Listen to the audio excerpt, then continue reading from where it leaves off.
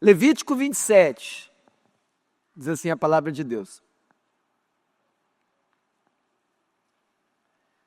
Disse mais o Senhor a Moisés: fala aos filhos de Israel e dize-lhes: quando alguém fizer voto com respeito a pessoas, essas serão do Senhor, segundo a tua avaliação. Se o objeto da tua avaliação for homem da idade de 20 anos até de 60, será a tua avaliação de 50 ciclos de prata, segundo o ciclo do santuário. Porém, se for mulher, a tua avaliação será de 30 ciclos. Se a idade for de 5 anos até 20, a tua avaliação do homem será de 20 ciclos e da mulher 10 ciclos. Se a idade for de 1 mês até 5 anos, a tua avaliação do homem será de 5 ciclos de prata e a tua avaliação pela mulher será de 3 ciclos de prata. De 60 anos para cima, se for homem, a tua avaliação será de 15 ciclos, se for mulher, 10 ciclos. Mas, se for mais pobre do que a tua avaliação, então apresentar-se-á diante do sacerdote para que este o avalie, segundo o que permitem as posses do que fez o voto. O avaliará o sacerdote. Se for animal dos que se oferecem ao Senhor, tudo quanto deles der ao Senhor será santo. Amém. Vamos orar, deixa a Bíblia aberta. Ó Deus, fala ao nosso coração, precisamos ouvir a Tua voz, precisamos que Teu Espírito venha a nós. Nessa noite, Pai, nós precisamos de Ti, como precisamos de Ti todos os dias. Ouve a oração do Teu povo, Senhor, nos alimenta, manifesta a Sua presença e abençoa o Teu povo, em nome de Jesus. Amém. Podeis sentar.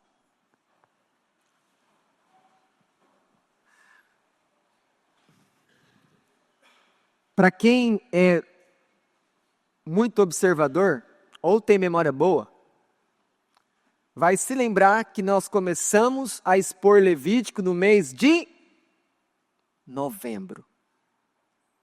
E nós estamos em abril. Já são alguns meses falando desse livro. Mas o que nós vimos então nessas exposições, nessas semanas, uma após a outra? Por exemplo, nós vimos que lá no começo de Levítico, do capítulo 1 ao capítulo 7, o Senhor mostrou para o povo quais as ofertas e como seriam feitos os sacrifícios para eles prestarem culto ao Senhor no tabernáculo. Quando chegou no capítulo 8 até o capítulo 15, ele já começou a mostrar como que os sacerdotes que recebiam esses sacrifícios, que oficiavam ali, lideravam a adoração, como eles iam fazer, como funcionava, por exemplo, as purificações. A lepra, os fluxos de sangue. E então, nós chegamos no capítulo mais importante de Levítico. Lembrando que esse capítulo de Levítico, que é dito como o mais importante, dizem muitos comentaristas, especialistas, que na verdade o capítulo 16 de Levítico, ele é o centro de todo o Pentateuco. Todo o Pentateuco olha para o capítulo 16 de Levítico, onde nós temos um dia separado para o Senhor, um dia solene, onde o povo tem que se quebrantar, onde o povo tem que jejuar e o povo tem que confessar os seus pecados, conhecido também como dia do perdão, ou uma expressão que você pode achar na internet, o dia do Yom Kippur. Feito esse capítulo central ali em Levítico, Deus então começa a mostrar como que aqueles que adoram a Ele, como devem viver aqueles que vivem na presença de um Deus que é santo. Então, capítulo 16 é o centro. 16 para trás, você olha mais culto, ofertas, adoração. A partir do 17, você vai ter uma verdade muito importante no livro de Levítico. E qual é essa verdade? Numa palavra só, santidade. Lembrando que no capítulo 19, Deus diz: sede santos, porque eu, o Senhor, o teu Deus, sou santo. E então o Senhor começa a mostrar como que nós vamos tratar Ele. Ele começa a mostrar também como nós nos relacionamos com outras pessoas, família, fora de casa. E depois também ele começa a trazer quais são os castigos quando alguns pecados são cometidos.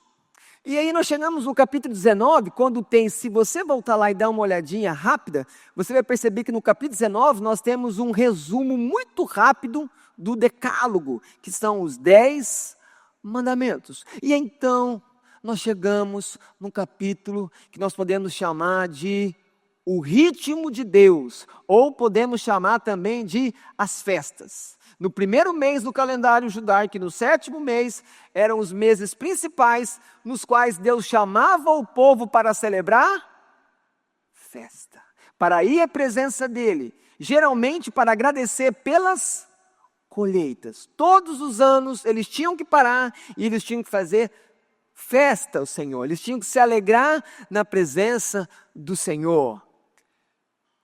Pentecostes, primícias, tabernáculos, várias festas aconteciam ali. E isso nos lembra, a partir do capítulo 23, que nós precisamos viver no ritmo de Deus. Deus falou muito conosco em cima disso. Nós não podemos deixar a jornada de trabalho tomar conta da nossa vida. Nós precisamos trabalhar, nós precisamos descansar, e a nossa principal missão na terra como cristão é adorar a Deus. Esse é o principal trabalho da sua vida. Se você é um cristão, se você tem a Deus como Pai, o seu principal trabalho não é o que você faz lá na empresa ou o que você faz na internet. É o culto, é a adoração.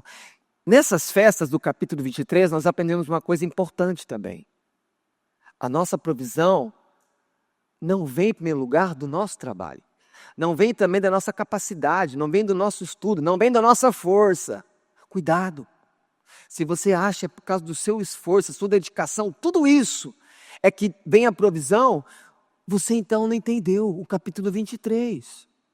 Porque o capítulo 23 é Deus chamando o povo para dizer o seguinte: eu é que dou provisão a vocês, eu que dou chuva, eu dou a semente, eu dou a colheita, é o Senhor. Também devemos lembrar que tivemos 2 mensagens no capítulo 23, porque depois nós falamos que essas festas nos fazem pensar que nós somos forasteiros, nós somos peregrinos do céu, caminhando na terra, até que Jesus venha nos encontrar. Ou nós vamos nos encontrar na volta dele, ou ele vai buscar cada um de nós no túmulo, onde nós podemos estar lá sepultados. Mas ele vai vir buscar aquilo que ele comprou. Chegamos no capítulo 25, o ano do jubileu, o ano do perdão, o ano do recomeço. Lembre-se, se uma família naquela época tinha uma terra e ela vendia essa terra, quando chegasse no ano do jubileu, aquela terra tinha que ser devolvida para a família de origem. O que Deus estava lembrando o povo? Nenhuma das famílias de Israel comprou nada quando chegou aqui. A terra é minha, eu tirei os cananeus e coloquei em vocês, eu dei a terra. Eu até lembro nessa mensagem, eu falei, nós precisamos agradecer mais por esse lugar que Deus nos deu, que chamamos de casa.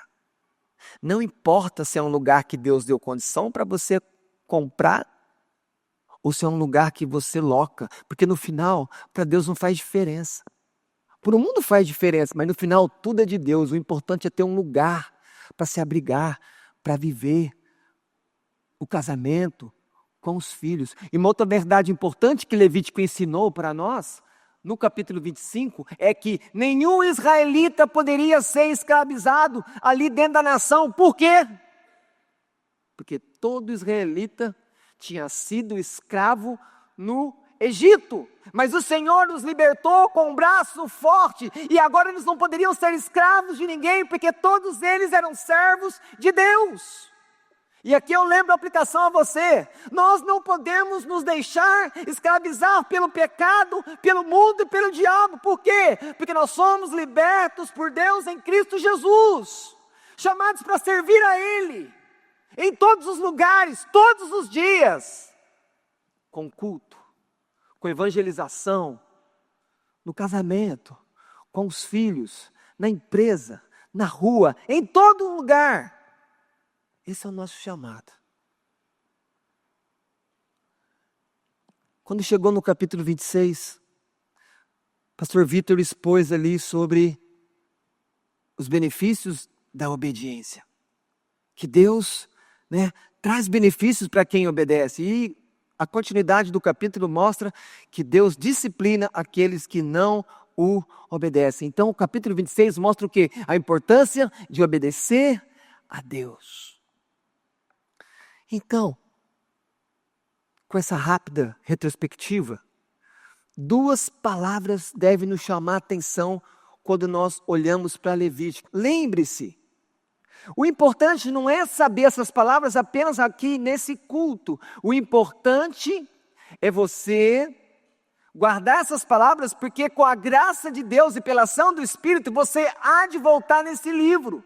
Você há de voltar aqui e ler, para que você possa crescer no entendimento e o Senhor possa continuar te moldando, me moldando. E essas palavras são santidade e adoração. Levítico fala sobre isso, santidade e adoração. Dito isso, acima, isso justifica por que é tão importante ouvir o Senhor nesse livro. Esse livro tão esquecido, tantas vezes negligenciado pela igreja. Como nós falamos, quantos de nós nunca tinham ouvido uma pregação em Levítico, ainda mais 5 meses, ouvindo pregações desse mesmo livro? É natural que nós todos, pecadores, fujamos desse livro.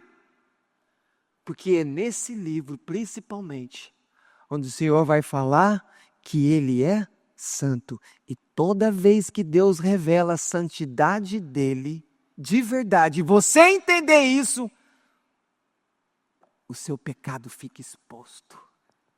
E é natural que um pecador fuja contra quando a luz vem sobre as trevas do nosso coração. Então por isso que não é confortável ouvir exposições uma após a outra nesse livro. Como eu comentei com o pastor Vitor, nós nunca apanhamos tanto de Deus igual esse livro. Porque é humilhante, é constrangedor. Toda hora Deus apertando, Deus falando que Ele é santo, e a gente reconhecendo a nossa imperfeição, o nosso pecado. Você e eu fomos e sempre seremos confrontados ao chegar diante do Senhor nesse livro. E isso explica porque esse livro não é muito lido e nem é muito pregado. Porque ele nos confronta, ele nos exorta, ele denuncia o nosso pecado e mostra que muitas vezes o nosso culto é hipócrita, não é sincero. Por isso, muitas vezes, não é aceitável a Deus. Só que a gente nem pensa nisso, né? A gente, quando acaba o culto, a gente fala assim: Senhor, cumpri as minhas obrigações religiosas e agora eu vou viver a minha vida. A gente nem pensa: Senhor, e o meu culto? Senhor, eu cantei? Senhor, eu prestei atenção? Ou eu fiquei, às vezes, mais preocupado com a minha água do que com o sermão?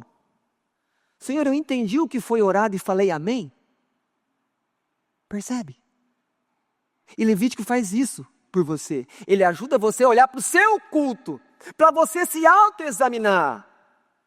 Leia o Levítico sem pressa e ouça a voz do Espírito chamando para a adoração, para andar nesse mundo, não pela vontade do mundo, nem pela vontade do seu coração, mas pela vontade de Deus, porque toda hora que eu e você andamos segundo a vontade de Deus, a Escritura chama isso de obediência. Obedecer a Deus é fazer a vontade do Senhor. Então nós chegamos no último capítulo. Capítulo 27. Mas aí você olha o capítulo 27, depois de tudo isso que eu falei, do capítulo 1 ao capítulo 26, à primeira vista é estranho. Por quê? Deus fala de obediência, obediência, desobediência e as consequências, falou de adoração, culto dos sacerdotes, depois falou de santidade. Por que agora Deus vai acabar esse livro falando de, se vocês quiserem fazer votos, se vocês quiserem se dedicar, se vocês quiserem fazer promessas? Parece que não faz sentido terminar assim. Era melhor ter terminado no capítulo 26, porque falava de obediência. E obediência é santidade. Mas tem sentido sim. E aí, eu quero que você pense em Jacó. A história de Jacó nos ajuda a entender. Ele fez um voto quando ele estava em apertos, quando ele estava tendo dificuldade. Ele vira para Deus e fala que vai dar o dízimo se o Senhor abençoasse ele. E tem outro camarada famoso também que estava apertado e fez promessa para Deus. Um profeta fujão, Jonas, quando estava lá no ventre do peixe, lá no profundo mar Mediterrâneo que ele estava, né? Ele faz voto com Deus, ele faz promessas para Deus. E aí a gente começa a pensar no seguinte: geralmente nós prometemos coisas para Deus quando nós estamos em apuros, quando nós estamos enrascados, falar: Deus, eu nunca mais vou fazer isso, só me ajuda mais uma vez. Ó Deus, dá livramento que eu nunca mais vou fazer isso, Deus me ajuda, Deus, em nome de Jesus, tem misericórdia de mim. Para eu pensar isso? Para eu pensar que quando a gente está tudo bem, está indo tudo bem, a gente não pensa em se comprometer com Deus? Porque está indo tudo bem. E aí nós temos aquela falsa ideia que está indo tudo bem, Deus está aprovando tudo. Não. Quantos ateus, segundo o julgamento do mundo, está indo tudo bem na vida dele, mas ele está indo para o inferno, porque ele não tem relacionamento com Deus, ele não tem fé em Jesus.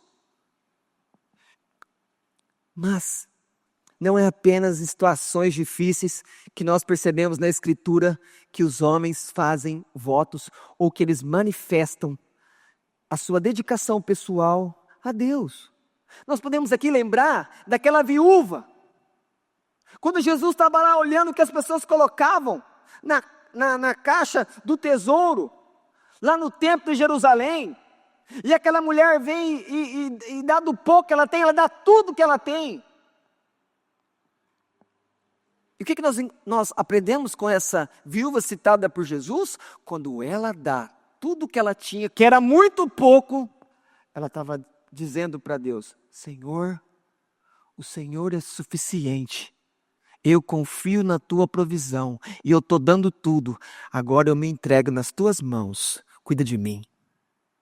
Percebe isso? Ela deu um salto de fé, dando tudo o que ela tinha para Deus. E Jesus fala que aqueles que deram muito, deu do que sobrava.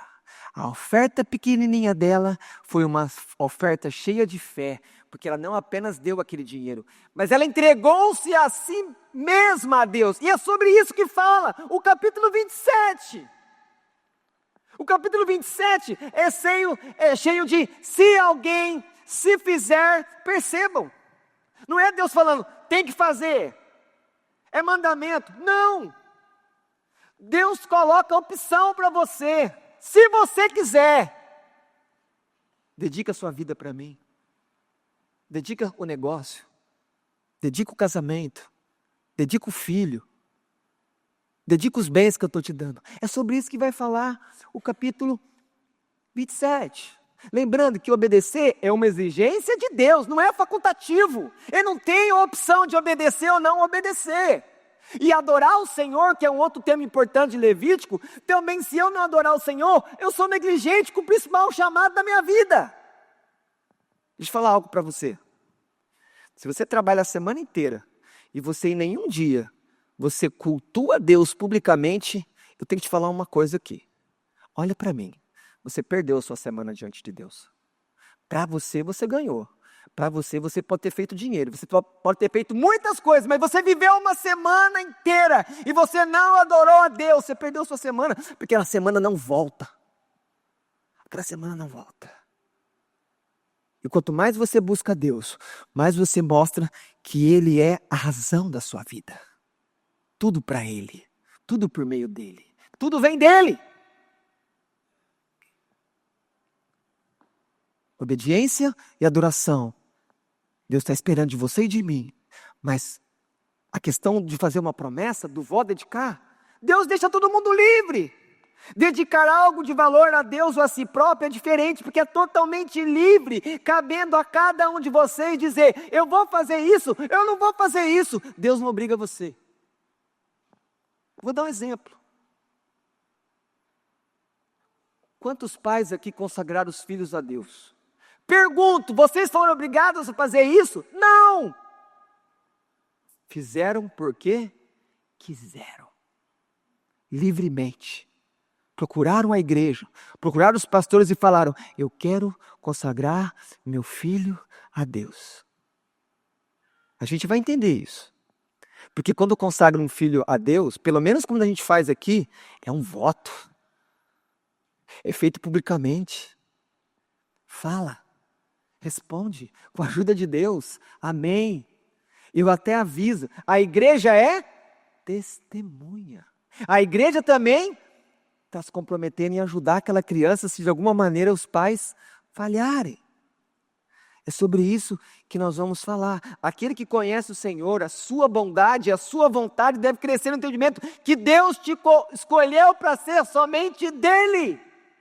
Pensa nisso, Deus te escolheu para você ser dele, Deus não vai compartilhar você com o mundo.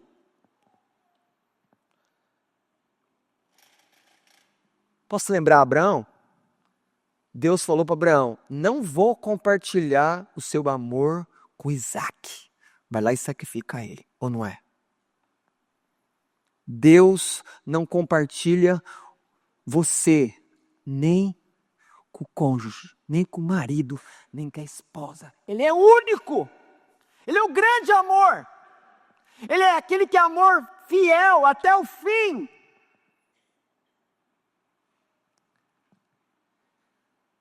Escute, Deus te salva, Deus te perdoa, mas é você que escolhe se dedicar a Ele ou não, é você.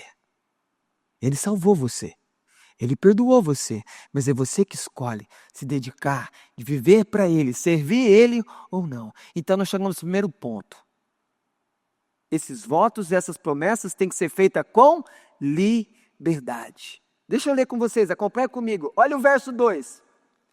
Olha o verso 2, depois dos pontos. Quando alguém fizer voto, quando é uma possibilidade, não é mandamento. Verso 2. Aí você chega no verso 9. Se for animal dos que se oferece, tá vendo? Se for animal é outra possibilidade. Você chega no verso 16. Se alguém dedicar ao Senhor parte do campo de sua herança, olha aí, está falando de terra, uma herança que você recebeu dos seus pais. Ele está dizendo aqui, se você dedicar, que é o verso 22. Se alguém dedicar ao Senhor o campo que comprou, agora não é mais um campo de herança, mas é um campo que você comprou. Então o que esses versos mostram? Que é uma coisa que você faz com liberdade. Nós podemos fazer ou podemos não fazer essas promessas a Deus. Eu quero ler para vocês Deuteronômio 23, 21. Diz assim, sobre voto. Quando fizeres algum voto ao Senhor, teu Deus, não tardarás em cumpri-lo, porque o Senhor teu Deus certamente o requererá de ti, e em ti haverá pecado. Porém, se você se abster de fazer o voto, não haverá pecado em ti. Percebe? Se você promete uma coisa para Deus e não faz, você peca. Mas se você não promete nada, você não peca com isso. Ele continua, verso 23. O que proferiram os teus lábios, isso guardarás e o farás, porque votaste livremente ao Senhor, teu Deus. O que falaste com a tua boca. Percebe aqui a liberdade? Percebe que tem uma opção aqui das pessoas fazerem isso ou não? Deus não exige que você faça um voto para Ele. Mas se fizer, cumpra.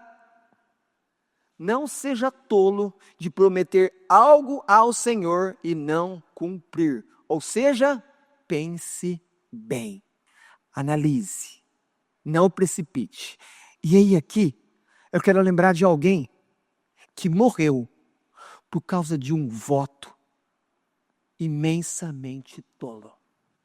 O rei está lá, embriagado, numa festa, entre a sua enteada, e ela dança, e aí aquele rei, ele embriagado, lembrando que a Escritura diz que não é bom que os reis, que eles fiquem perto do vinho, porque ele perde o juízo, e então, ele fica tão ludibriado pela dança, que ele vira e fala, olha, pede o que você quiser, que mesmo que se for metade do reino eu vou te dar. O que ele fez? Ele fez uma promessa pública. A mulher muito esperta, corre na mãe, o que eu peço? Pede a cabeça de João Batista em uma bandeja. Ela volta. Eu quero a cabeça de João Batista. Como que o rei fica? Calma, como assim? Ele não tinha como voltar atrás. Porque ele falou aquilo publicamente, diante do Senhor, todas as pessoas. Seria a maior humilhação dele como rei. Contra a vontade dele, ele manda o soldado ir lá trazer a cabeça de João Batista. Foi por causa de um voto maldoso, terrível e precipitado de um rei embriagado, bêbado. Isso custou a vida de João Batista, aquele que preparou o caminho para Jesus Cristo. Mas aí você pode estar pensando, mas eu sempre pensei que eu não poderia fazer um voto, que eu não poderia fazer promessas. Até porque a leitura bíblica de hoje falou que a sua palavra seja sim, sim, não, não. Então como que é isso? Eu posso fazer um voto? Eu posso fazer uma promessa? Confissão do Westminster, Catecismo diz assim, no capítulo 22. O juramento, quando é lícito, é uma parte do culto religioso em que o crente, em ocasiões próprias e com toda solenidade, chama a Deus por testemunha do que se assevera ou promete. Pelo juramento, ele invoca a Deus a fim de ser julgado por ele, segundo a verdade ou a falsidade do que jura. Então, o que a gente entende aqui? Eu posso fazer um voto, eu posso fazer uma promessa, só que isso tem que ser uma coisa verdadeira. Isso não, eu jamais posso fazer algum tipo de voto, uma promessa que vá contra a Escritura. E quando eu faço isso diante de Deus. Mas lembre-se, eu não sou obrigado a fazer. Mas se eu fizer, eu preciso cumprir. Mas e o que explica então Jesus falar, seja o seu sim, sim, seu não, não? Porque naquela época eles estavam abusando de fazer os juramentos. Então Jesus fala aquilo para colocar temor sobre o povo, para eles pensarem bem se eles fossem fazer. Porque se fossem fazer, tinha que ser algo verdadeiro conforme a Escritura. De maneira nenhuma, Jesus ali está proibindo a nós, a igreja, de fazermos esse tipo de coisa. Uma promessa a Deus deve sempre ser feita com confiança, liberdade e solenidade. Eu ainda posso lembrar de quando Jesus repreendeu os fariseus, quando eles falaram assim, olha, o que eu poderia ajudar para cuidar dos meus pais é corbã. Ou seja, eu fiz um voto de que os meus bens são do Senhor agora. Então, como os meus bens são do Senhor, por meio de um voto que eu fiz, eu não posso voltar atrás, eu não posso cuidar dos meus pais. O que Jesus fala para eles? Vocês jeitosamente estão querendo cancelar a palavra de Deus que manda você cuidar dos seu pai. Então, esse tipo de juramento que eles faziam, Jesus estava o quê? Denunciando, porque eles jamais poderiam fazer um tipo de voto com seus bens que impedisse eles de cumprir os mandamentos, ainda mais um mandamento importante que está nos 10 mandamentos. Esse é o ponto de Jesus. Mas o que nós dedicamos a Deus? Eu preciso entender que eu preciso dedicar a Deus algo que tenha valor. Primeira coisa, eu preciso dedicar a Deus algo que tenha valor. Então, o segundo ponto é, dedicando ao Senhor o que Ele te deu. Quando você olha esse capítulo 27, o que a gente percebe? No verso 9 você percebe, ele está dedicando animais. No verso 14, ele está dedicando casa. No verso 16, herança. E no verso 22, ele está consagrando aqui, dedicando um campo que ele comprou. Quando eles entregavam os animais, numa espécie de voto, eles não poderiam pegar de volta, tá? E aí eu quero me lembrar aqui, eu quero pensar aqui numa prática muito comum nas igrejas. As pessoas compram um carro, o que elas fazem? Pastor, consagra meu carro. Se elas fizessem isso aqui, para estar fazendo isso aqui para o pastor, para o sacerdote, a chave não voltava, tá? A chave só vinha. Tá bom? Não era uma chave para orar e voltar. Porque lembra, o animal é o veículo de hoje. Então eu falo assim, pastor, consagra o animalzinho. O animalzinho não volta. Então por esse texto aqui, se fosse, falar, consagra meu carro, Senhor. Falando, não, está dando carro para o Senhor. Mas como que eu vejo isso hoje? Aí quando a gente olha para o seu carro, a gente pergunta, o meu carro é do Senhor. É mesmo? Como que a gente sabe se o seu carro é do Senhor? O seu carro é do Senhor se ele estiver disponível para o Senhor. Irmão, estou precisando de carona. Está chovendo. Você pode buscar? Ô pastor, hoje eu não posso. Seu carro não é do Senhor. O carro é seu. Seu carro é seu. Porque se você acha que você pode servir só na hora que você quer, então só você é dono. Então não fala que seu carro é do Senhor. Porque não, o Senhor precisa do seu carro. Não está disponível para Ele. A igreja entende isso? Então para de falar uma coisa. Fala, Senhor, isso aqui, Senhor, minha casa é tua. Verdade? Mas nunca abriu para nada para a igreja fazer na sua casa. Nem uma reunião de oração. Nem para o churrasco com os irmãos. Ah, minha casa é do Senhor. Pessoal, presta atenção no que a gente está falando para Deus.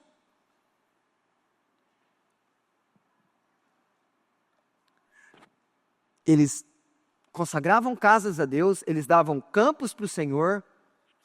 Algumas desses votos, consagrações, voltavam, outras não, ficavam para sempre com o Senhor.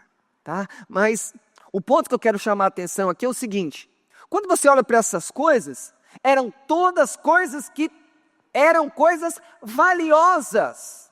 Então se você está pensando assim, não, eu quero dedicar ao Senhor, dedique algo que custe para você.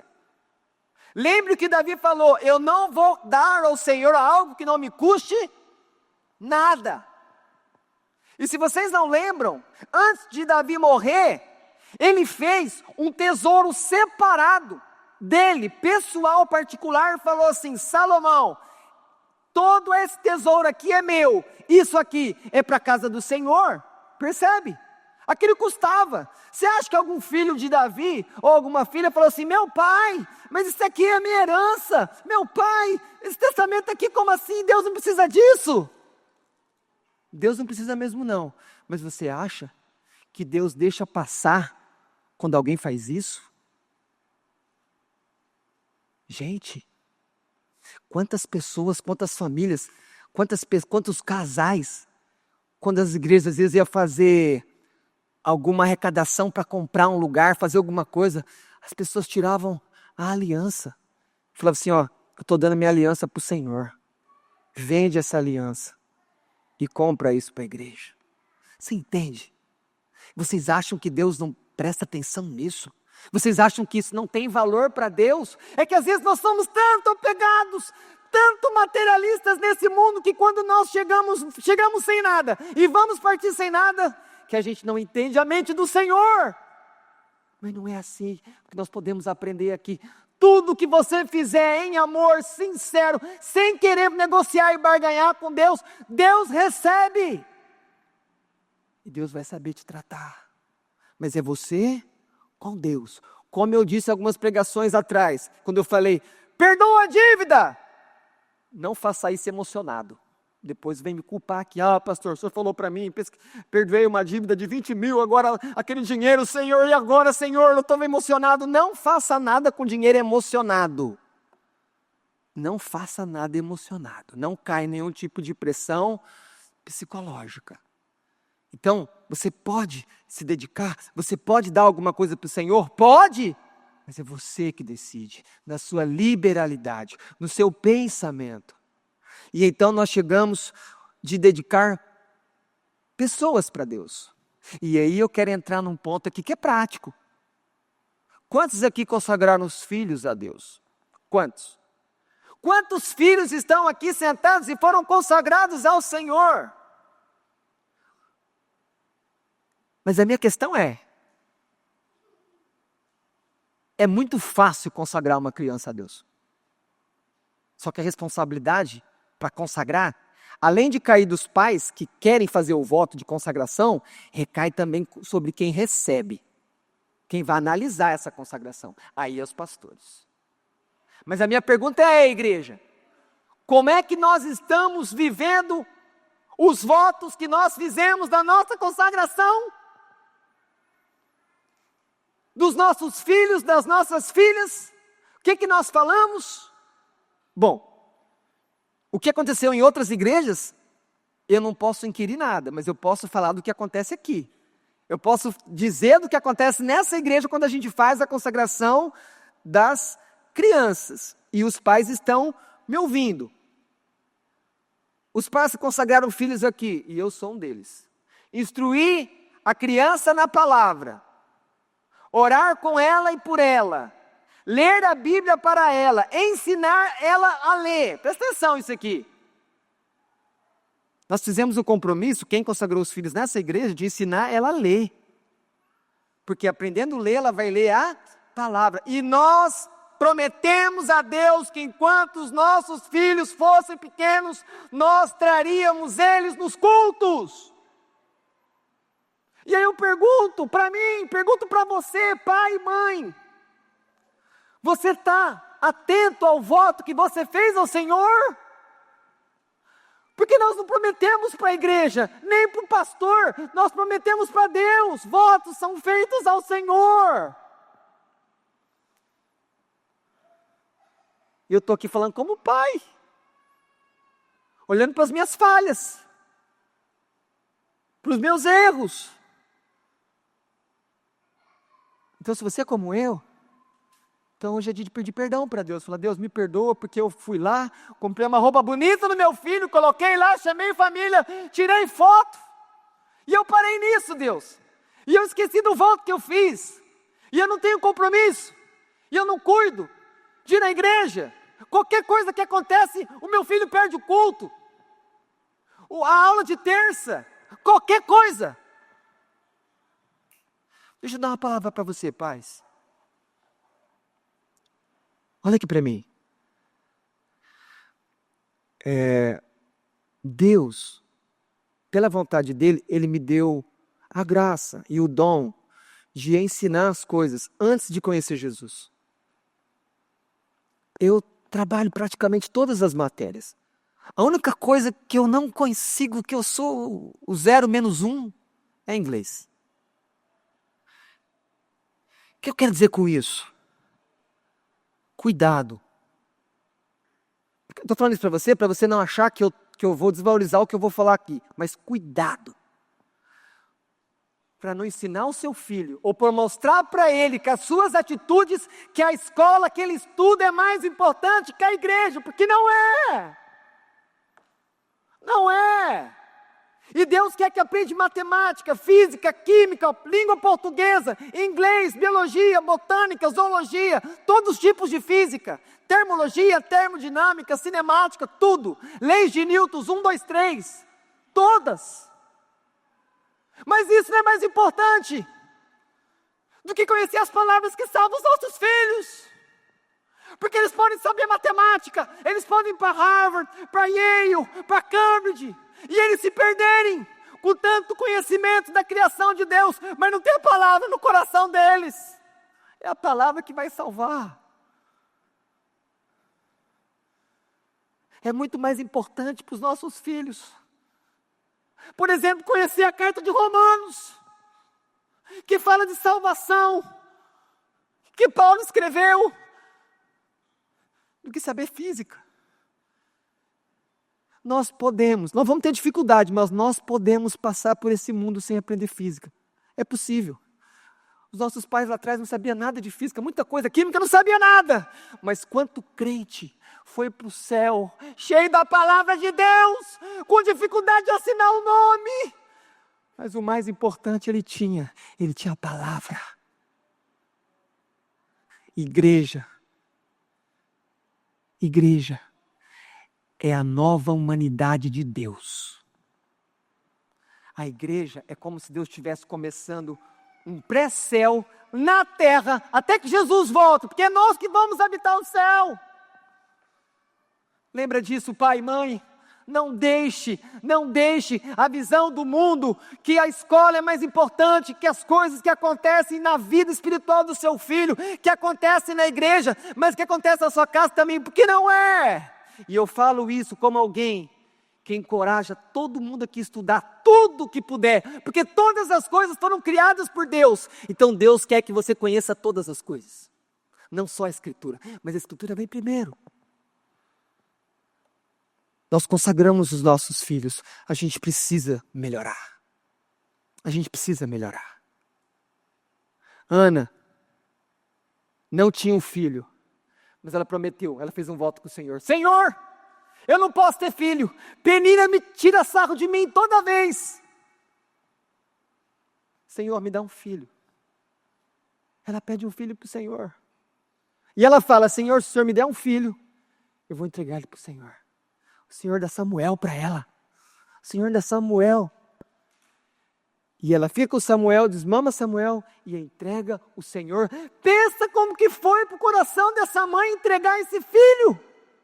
Foi difícil, foi duro. Mas a Bíblia diz que depois, se não me falha a memória, ela teve 7 filhos. Mas ela cumpriu o voto dela. Pai, mãe, a melhor coisa que você pode fazer pelo seu filho, entrega ele para Deus. Entrega ele para Deus. É a melhor coisa que você pode fazer para o seu filho. Não é a melhor faculdade, não é o melhor casamento, não é o melhor carro, não é a melhor cidade para morar, mas é ele conhecer e amar a Deus. Se comprometa. Outra coisa também. Ah, pastor, eu não posso dar nada para Deus. Pode sim. O verso 8 vem desmentir essa mentira do diabo no coração de às vezes, que quem luta com dificuldade acha que então não precisa dar nada. Não, Deus espera de você também. Mas aquilo que você pode dar para Ele, olha o verso 8. Mas se for mais pobre do que a tua avaliação, então vai se apresentar diante do sacerdote para que este avalie, segundo o que permite as posses do que fez o voto. Gente, era muito caro isso aqui. Era muito caro. Era 600 gramas de prata, o preço de um homem. Era muito dinheiro. Mas Deus falou, mas se a pessoa não tiver condições, vai no sacerdote. Sacerdote, olha para essa pessoa, vê a vida dela, vê a condição que ela tem e dá um valor para ela se ela quiser consagrar algo para mim. Você percebe? Então não tem esse negócio de falar que eu sou muito pobre. Não, porque mesmo a família de Jesus, sendo muito pobre, deu uma oferta quando ele nasceu, 2 rolinhas. Ou não deu? 2 rolinhas. Lembra, você só pode dar algo para Deus, porque Deus te deu primeiro. Ninguém aqui dá nada para Deus, se Deus primeiro não te der. Nós só consagramos filhos a Deus, porque Deus nos dá filhos, e então nós consagramos a Ele.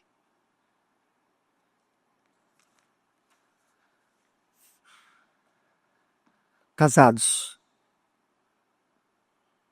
vocês fizeram um voto com Deus.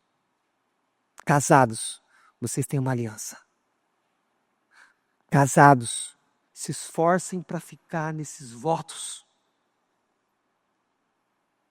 Lembre-se, eu falei de manhã, quando nós tivermos dificuldade no casamento, o nosso casamento é do Senhor.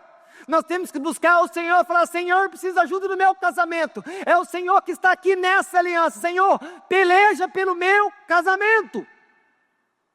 Ou não tem voto no casamento? Tem voto. A gente promete, entra em aliança. E quem está nesse voto? O Senhor está ali. Nós prometemos para o Senhor que vamos fazer isso, fazer aquilo. Não desista do seu casamento. Chame o Senhor para o seu casamento. Ele já está lá, mas chame Ele. Chame Ele para o seu casamento. Porque o divórcio é uma derrota para nós. Mas o casamento é uma bênção que Deus deu. Procure ajuda. Procure ajuda na igreja, os pastores. Quem que é especialista em casamento, pastor? Pastor. Se a pessoa for católica, padre. Esses são os especialistas da terra para casamento. Esses são os especialistas. Especialista em casamento é pastor, e se a pessoa é católica é padre. Porque essas pessoas que estudam a Bíblia onde ensina casamento. Não tem nenhuma faculdade que ensina casamento. Mas na Escritura fala de casamento. Sempre foi assim. Gordon Ian, um estudioso, ele diz: a consagração total a Deus envolve oferecer a si mesmo. Escute isso agora. Oferecer sua família e todas as suas posses a Deus. Deixa eu falar algo para você, marido. Nós não temos que ficar preocupados que mas se eu for me dedicar a Deus, me entregar a Deus, a minha esposa vai entrar em luta. Fala, não, presta atenção, não se dedica a você não, pede a ajuda de Deus e vai todo mundo, dedica todo mundo, dedica os filhos, dedica o casamento, dedica a casa, dedica até os cachorros que não vai para o céu. Esse é o ponto, tudo. Nós temos que dedicar nossa família para Deus, para Senhor, a minha família é sua. Por acaso, o que disse Josué, quando estava tendo ali um problema com idolatria, o povo estava titubeando em servir Deus aos ídolos. Ele falou, eu vou servir o Senhor? Não, ele falou, eu e minha casa, minha esposa, os meus filhos, vamos servir o Senhor. Não é sozinho, marido, é com todo mundo junto. Não é sozinha, mulher, é com todo mundo junto.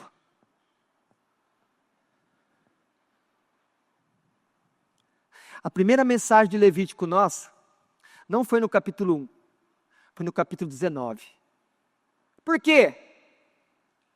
Porque a nossa relação com Deus não começa em nós. Porque no capítulo 1 o Senhor fala, olha, oferece isso aqui para mim. E o título da mensagem foi, tudo para Ele. Primeira mensagem, tudo para Ele. Mas antes disso foi pregado Levítico 19:2.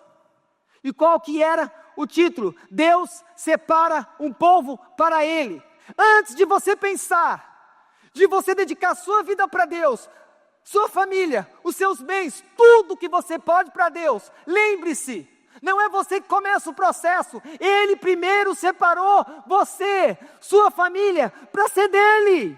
Ele começou isso, você só responde. Lembre-se, a dedicação é livre. É livre. É você que se dedica. É você que entrega os filhos. É você que entrega a esposa.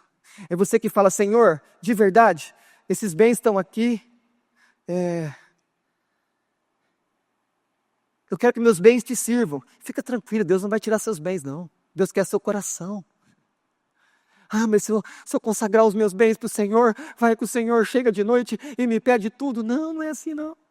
Pode ser que Ele tire algumas coisas, se o seu coração estiver muito naquilo, Ele vai te libertar da idolatria. Mas o Senhor quer o nosso coração. Porque se o Senhor tiver o nosso coração, Ele não vai precisar ficar tirando as coisas da nossa vida, porque o nosso coração já vai ser dEle. O Senhor só tira as coisas quando o nosso coração não está sendo dEle numa área.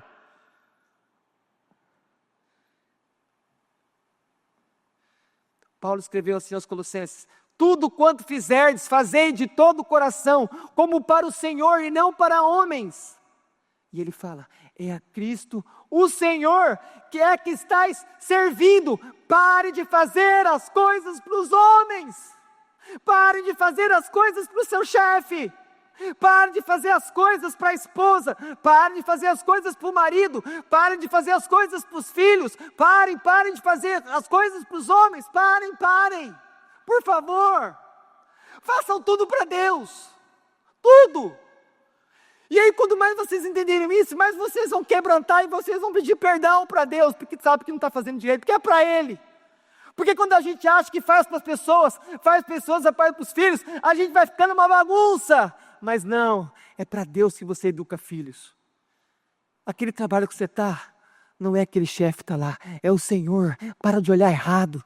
Você tem que ter a visão correta das coisas. Tudo eu tenho que fazer para o Senhor. Jesus falou em Mateus, buscar em primeiro lugar o reino de Deus e sua justiça. Esquece o resto do versículo, você não precisa dele, porque Deus cuida de você. Não preocupa com o resto do versículo. Buscar em primeiro lugar o reino de Deus, sua justiça. Esquece o que vem depois, não precisa, porque Deus é fiel, Deus cuida da gente. Esquece o resto. Esquece o resto. Eu estou falando de um Deus que falou que todo ano ia ter festa para comemorar a colheita. Como é que Deus pode falar que todo ano vai ter festa? É porque Ele está dizendo que todo ano eu vou dar comida para vocês. E a gente não confia nesse Deus. E tem algo melhor para confiar?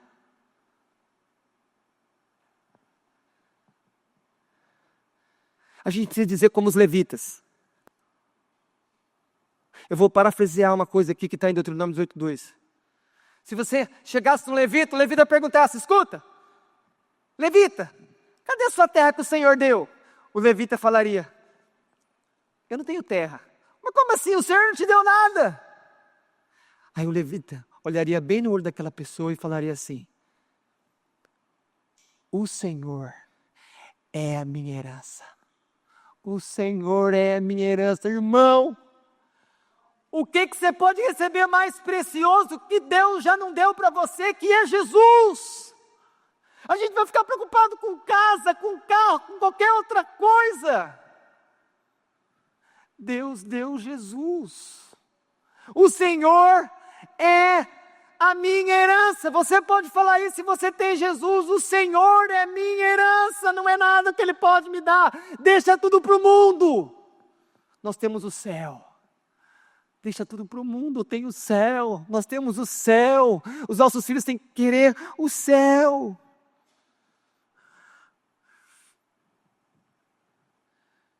A gente precisa falar igual Bartimeu, filho de Davi. Eu falo com você agora que não tem Cristo ainda, que você não entregou sua vida para Ele, que você não aceitou Cristo.